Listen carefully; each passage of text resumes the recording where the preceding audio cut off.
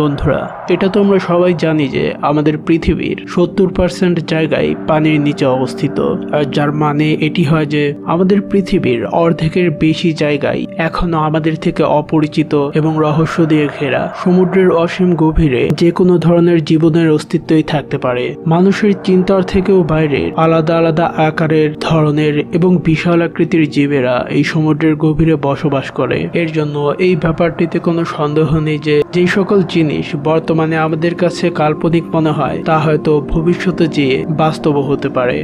11 March 2011 সালে জাপানে একটি এমন ভূমিকম্প হয়েছিল যা আজ পর্যন্ত জাপানের ইতিহাসের সব থেকে ভয়ঙ্কর ভূমিকম্পদের মধ্যে একটি। এই ভূমিকম্পের কারণে সমুদ্রে 133 ফিট উঁচু ঢেউয়ের সৃষ্টি করেছিল, আর সেই ভূমিকম্পর থেকে এই সুনামিটি জাপানকে বেশি তছনছ করে দিয়েছিল, আর যেই ডিজাস্টারে 16,000 মানুষকে নিজেদের জীবন দিতে হয়েছিল। এই ঘটনার পরে এরকম অনেক মানুষ সামনে আসে যারা সমুদ্রের পানি থেকে রহস্যময় আর অদ্ভুত প্রাণীদের বাইরে আসতে দেখেছিল। এই প্রলয়ের পরে ইন্টারনেটে এই ভিডিওটি সামনে এসেছিল, যেখানে দেখা যায় সমুদ্রের পানি যখন শহরের ভিতর ঢুকে পড়ে তখন পানির ভিতর থেকে একটি সাদা রঙের জন্তু একটি বিল্ডিং এর উপর বেয়ে উঠে পড়ে, আর সাথে সাথেই সেটি উধাও হয়ে যায়। কিছু মানুষ এটা দাবি করেছিল যে এই জীব একটি নতুন ধরনের অক্টোপাস হতে পারে, আর ছাদে ওঠার পরেই নিজের শরীরের রঙকে পাল্টাতে পারার শক্তির মাধ্যমে সেটি নিজেকে এমনটা দেখাতে পারে যে সেটি চোখের সামনেই গায়েব হয়ে গিয়েছে। কিছু মানুষ এমনটা মনে করে যে সমুদ্রের গভীরে অবস্থিত টেকটনিক প্লেটের নড়ে চড়ে ওঠার কারণে এমন ঢেউয়ের উৎপত্তি হয়েছিল, যেটি গভীরে থাকা রহস্যময় আর ভয়ঙ্কর প্রাণীদের বাইরে আসতে বাধ্য করে দিয়েছিল। সাল 1964-তে রবার্ট লেট সেরেক নামক ব্যক্তি নিজের পরিবারকে অস্ট্রেলিয়ার হুক আইল্যান্ডে একটি বোটিং ট্রিপের জন্য নিয়ে যায়। 12 নভেম্বরে যখন সে স্টোন হেভেন বেসের উপর দিয়ে যাচ্ছিল, তখন তার স্ত্রী বোটে বসা লোকেদের ডাকতে শুরু করে, আর সে বলে সে পানিতে একটি বিশালাকার সাপকে দেখতে পেরেছে। সেখানে উপস্থিত 13 জন মানুষের সামনে পানির মধ্যে একটি বিশালাকার সাপের মতো জিনিসকে স্থিরভাবে থাকতে দেখা গিয়েছিল। তখন রবার্ট তাড়াতাড়ি করে এই রহস্যময় জিনিসটির একটি ছবি তুলে নেয়, যেটিকে আপনি এখন স্ক্রিনে দেখতে পাচ্ছেন। হয়তো আপনি এটি ভাবতে পারেন যে এই ছবিতে থাকা প্রাণীটি কোনো পাইথন বা অ্যানাকন্ডা, কিন্তু বাস্তবত সেখানে থাকা মানুষেরা এই জীবটিকে 80 ফুট লম্বা হওয়ার দাবি করেছিল। সব থেকে আজব ব্যাপার এটি ছিল যে এই জীবটি একটুও নড়াচড়া করছিল না, যার কারণে বোটে থাকা কিছু মানুষ এটিকে কাছ থেকে দেখার জন্য পানিতে লাফ দেয়, কিন্তু তারা এটির কাছে যাওয়ার আগেই এই জীবটি পানির ভিতরে হঠাৎ করেই গায়েব হয়ে যায়। এই ছবিটি এতটাই বিখ্যাত হয়ে উঠেছিল যে এটির নাম হুক আইল্যান্ড মনস্টার রাখা হয়েছিল। মানুষেরা যখন এই ছবিটিকে খুবই ভালোভাবে দেখেছিল, তখন তারা এটির 2টি চোখ থাকার কথা দাবি করেছিল।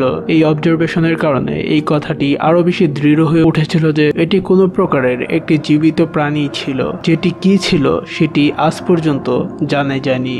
নর্থ আমেরিকার প্যাসিফিক কোস্টের অঞ্চলে একটি বিশাল সি সার্পেন্টের থাকার ব্যাপারটি অনেক বিখ্যাত। এই জীবটিকে ক্যাডবারোসোরাস নামে ডাকা হয়ে থাকে, আর বিগত 200 বছরে 300-এরও বেশি বার এটিকে দেখতে পাওয়ার দাবি করা হয়েছে। মানুষেরা ক্যাডবারোসোরাসকে একটি লম্বা ঘাড়ওয়ালা জীব বলেছে, যেটির মাথা একটি ঘোড়ার মতো দেখতে। এটির বিশালাকার লেজ এবং 2টি শক্তিশালী ডানা হওয়ার কারণে এটির পানিতে খুবই দ্রুত সাঁতার কাটার দাবি করা হয়ে থাকে। সাল 1930-এর 10 নভেম্বরে ভ্যালডেসে অবস্থিত গ্লেসিয়ার আইল্যান্ডে একটি 24 ফিট লম্বা এক অজানা প্রাণীর কঙ্কাল পাওয়া গিয়েছিল। ফ্লিপার্স আর ঘোড়ার মতো মাথা হওয়ার কারণে এটিকে ক্যাডবারোসোরাস হওয়ার দাবি করা হয়েছিল, আর তারপর এই জীবটিকে কর্ডোবার গবেষণা সংস্থায় নিয়ে যাওয়া হয়েছিল এর উপর গবেষণা করার জন্য, আর আজ পর্যন্ত সেটিকে মানুষের থেকে লুকিয়ে সেখানেই রাখা হয়েছে। কিন্তু এমনটা মানা হয় যে এই প্রাণীর পরিচিতি আজ পর্যন্ত মানুষ জানতে পারেনি।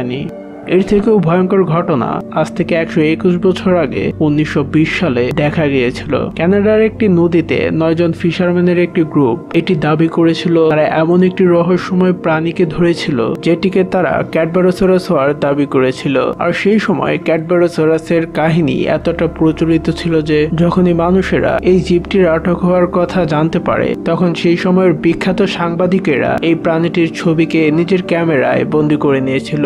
এই কথাটি একদমই সত্য যে এই ছবিটি একটু মিথ্যা নয়, কিন্তু সব থেকে রহস্যময় ব্যাপার তো এটি যে বর্তমান সময় পর্যন্ত কেউ এটি বুঝতে পারেনি যে ছবিতে দেখা এই ভয়ঙ্কর জীবটি আসলে কি ধরনের প্রাণী ছিল।